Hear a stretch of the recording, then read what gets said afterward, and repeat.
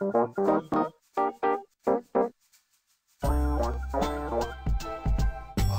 started selling Air Force Ones 1982. Sold pretty good. The guys liked the soles. They liked just the look of it. I think what really made it was the thickness of the sole, the strap. They liked the word Air on it. Just the beefiness. That's the look that they wanted. It was a nice, basic looking shoe. Not too many colors. If you had the Air Force One, you were the SHIT. Back then in '82, shoes had what they called a run. Shoes would come out, be out for a certain amount of time, and they go away.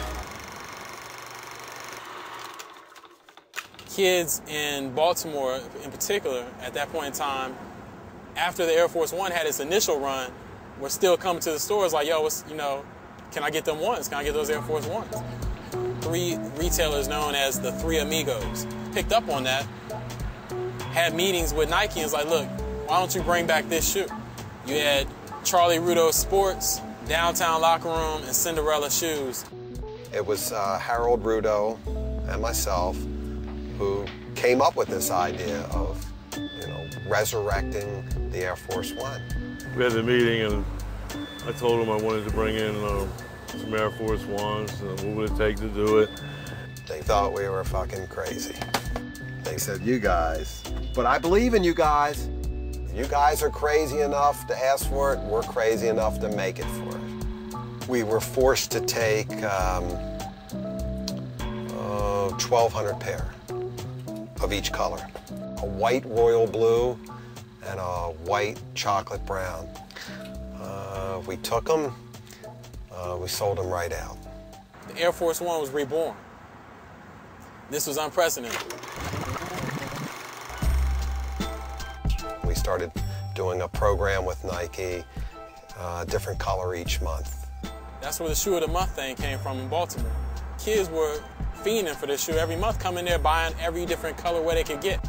They would come up to me, hey Paul, you think you can make a sky blue? Yeah, we have that already in the works. That took it to another level. This is something that had never been done before. Back then, you had almost an internet between New York, Philadelphia, Baltimore. You had the I-95 corridor, the I-95 freeway expressway linked these 3 cities. Next thing you know, cats in Philadelphia and New York are getting informed about what's going on in Baltimore and vice versa. When we found out where they were, we went. Oh yeah, people were coming down from New York buying shoes. People were coming from DC buying shoes from us. So the word got around pretty quick. And they would have 15 colors of Air Force Ones in the windows. I won all of those 3 times. That's what it was. We knew it was working. We were rocking. It just spread like wildfire. This is without advertising. This is without Nike making a big push. This is by word of mouth. This is through that internet connection that preceded the digital technology by, decades. That's where the genesis of this whole rebirth of the Air Force One came from. You never know. Sometimes you just can't figure it out. It's like being in Las Vegas and you have the dice in your hand and you're rolling it. You just don't know.